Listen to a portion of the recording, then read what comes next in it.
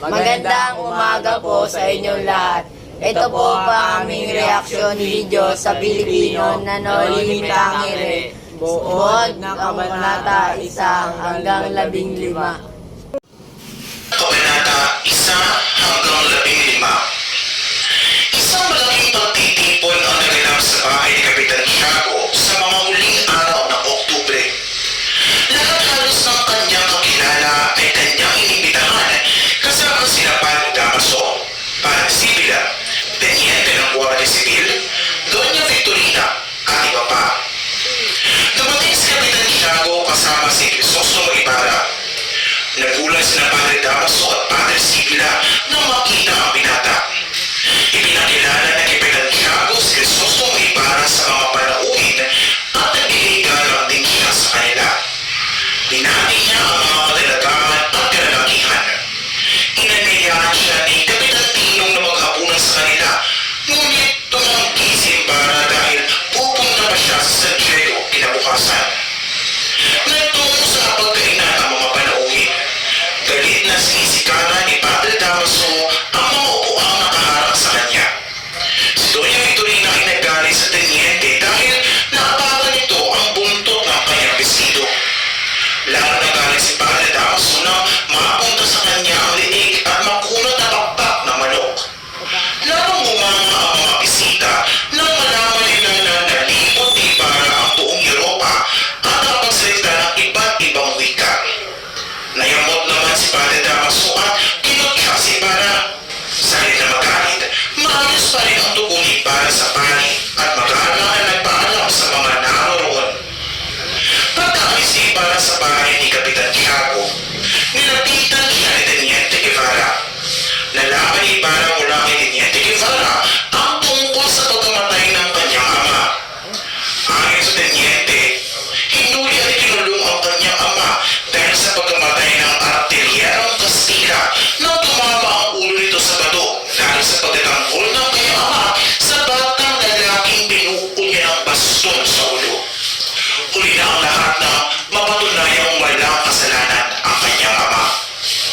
Dumating si Ibarra sa kanyang tinutulugan sa Fondo de Lala na gulong isip. Hindi mawala sa kanyang isipan ang nangyari sa kanyang ama. Hindi niya nakita ang kasiyahan ng mga kababaihan sa kabilang ibahay ng ilog na kung gamitan ng gargapista, kitang-kita niya ang kahanga-hangang kasiyahan na ang pinakatampok ay si Maria Clara. Nang dumating si Maria Clara sa bahay ng kanyang ama, ay kitang-kita ang pagkahanga ng lahat sa kagandahan niya. At tuwang-tuwa ang ama niya si Kapitan Tiago dito. Si Kapitan Tiago ay isa sa mga pinakamayaman sa Binondo. Siya ay anak na isang may tubuhan sa Malabon at dahil ang ama niya ay napakaramot, ay hindi siya nito pinag-aral. Naging katulong siya ng isang paring Dominico at nakapag-asawa kay Pia Alba.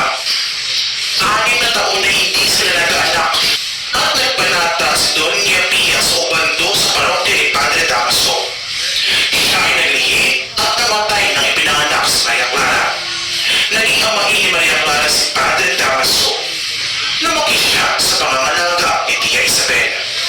Kinabukasan, nagpunta si Crisostomo Ibarra sa bahay ni Kapitan Tiago. Hindi malaman ni Maria Clara kung ano ang kanyang gagawin nang makita si Crisostomo Ibarra. Nag-usap sila sa azotea at doon nila sinaliwa ang kanilang nakaraan. Hindi nagtagal, nagpaalam si Crisostomo Ibarra dahil pupunta pa siya sa San Diego para dalawin ang libing ng kanyang mga magulang dahil kinabukasan ay araw ng mga patay. Sakay ng kanyang sasakyan, nakikita ni Ibarra na walang pagbabagong nangyari sa kanyang dinadaanan. Ganoon pa rin ang kalagayan ng Manila. Nararungkot siyang isipin na ang mga lugar na kanyang napuntahan sa Europa ay mabilis ang pag-unlad, samantala ang kanyang sariling bayan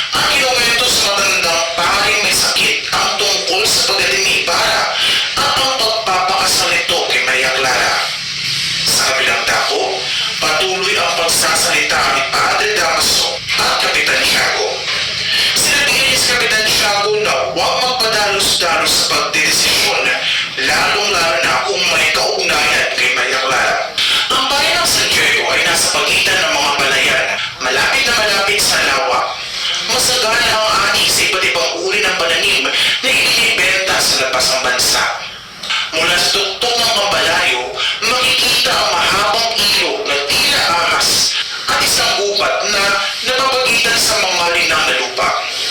Ito ay kinatitirikan pa lamang ng ilang mga dampa. Isang araw, may dumating na isang matandang Kastila na magaling magsalita ng Tagalog. Nagtanong siya kung sino ang nagmay-ari ng lugar na iyon at marami ang umangkin. Sila ay binayaran niya ng mga damit, salapi at mga alahas. Biglang nawala ang matanda at nakita ng isang pastol ang kanyang katawan na nakapiling sa puno ng balete. Nagkaroon ng sabi-sabi na siya ay naengkanto kaya natakot ang mga tao at kanilang itinapos sa ilog at sinunog ang kanyang mga ibinigay. Pagkalipas ng ilang buwan, dumating ang isang mestisong Kastila at nagpakilala na anak siya na napatay. Doon siya namuhay at nakapag-asawa ng kagawin nila. Sila ang mga magulang ni Don Rafael Ibarra na ama ni Crisostomo Ibarra. Sino-sino ang makapangyarihan sa San Diego? Hindi pwedeng si Don Rafael Ibarra, ang pinakamayaman at mabuting tao sa kapwa. Hindi naman pwedeng si Kapitan Tiago o ang alkalde. Ang mga makapangyarihan ay sina Padre Salvi at ang Alferez.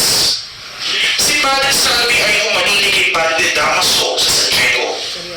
Palagi niya pinasasara ang pintuan ng simbahan tuwing siya sa sermon, lalong-lalo na kung nandoon ang Alferez. Siya ang tanging kalaban ng kura at asawa niya si Doña Consolacion. Upang makagandi ang Alferez sa kura, ang patulong nito ay pinalilinis niya ng kwartel at pinalalampaso sa kanyang bahay. Pero tuwing makikita ang Alferez sa kura, ay magkakamay sila at mag-uusap na parang tunay na kaibigan. Magkaibigang pultik sa tunay na buhay. Araw na ng mga patay. Lahat ay abala sa paghahanda para pumunta sa libingan. Maraming tao ang libingan ng San Diego na dumadalaw sa libing ng kanilang mahal sa buhay. Sa di kalayuan, makikita ang dalawang mamang pawisang naguhukay na libing. Nandidiri ang isa dahil sariwa pa ang kanilang inuhukay. Ikinumento sa kanya ng kanyang kasama na sobra pa ang kanyang naranasan noon. Inutusan siya ng urang palang kinahukayin ang kalililing pa lamang na bangkay at ilipas sa libingan ng mga itik. Dahil gabi at umuulan pa, itinapon niya ito sa lawa. Kasama ng matandang katulong, dinalaw ni Ibarra ang libing ng kanyang ama, pero hindi nila nakita. Nagtanong sila sa dalawang tagapaglibing at sinabi na hinukay at ipinalipas sa kanya sa libingan ng mga injek. Sa halip, itinapon niya sa lawa dahil gabi at umuulan pa noon. Nagalit at niyog-yog siya ni Ibarra. Nagmakaawa siya at sinabi na inutusan lamang siya ng kurang malaki. Galit na lumabas sa sementeryo si Ibarra. Nasalubong niya si Padre Salvi na sa sobrang galit ay diniinan niya ito sa liig at napaluhod ang kura. Takot na sinabi ng kura na ang may nagagawan ay si Padre Damaso. Hinitiwan siya ni Ibarra at tinulungan siya ng magandang utusan na makatayo. Ang lahat ng pangyayaring iyon ay nasaksiyan ni Piloso Potasio. Maraming siya pumiling at nagbigang masamang pangitain. Si Tasio ay dating estudyante ng filosofiya. Pinahinto siya ng kanyang ina dahil natakot itong makalimutan ni Tasio ang Diyos. Magkasunod na namatay ang kanyang asawa at ina, kaya tumutok na lamang siya sa pagbabasa ng mga aklat. Mga makahulugan ang kanyang mga sinasabi na hindi na unawaan ng iba, kaya tinawag siya na Piloso Potasio at ang iba na may baliw. Dinaanan niya ang dalawang magkapatid na si Crispin at Basilio. Sinabihan niya na hinihintay sila ng kanilang ina at pinaganda sa araw ng mga patay. Nasa ikalawang palapag ng Pambalayo ang dalawang magkapatid na si Cristan. Hindi pinayagan sa Cristan Mayor si Crispin na makauwi dahil pinagbintangan niya na kumuha ng kwarta. Kinaladkad niya ang mga bata pababa ng hagdan at napakinggan ang iyak na bata na humingi ng tulong sa kapatid. Tumakas si Basilio at sa kalagitnaan ng dilim ay narinig ang dalawang putok ng baril. Magandang umaga po sa inyo lahat. Ako nga po pala si Dean Ivers P. Bata. At ito nga po pala si Chris Brian Orias. At ito po pala si San Felipe Marco Gideon. Ang aral po na natutunan namin sa No Limit Tangere Buod ng kabanata. Buod ng kabanata 1 hanggang 15. Ito po ang aking natutunang aral.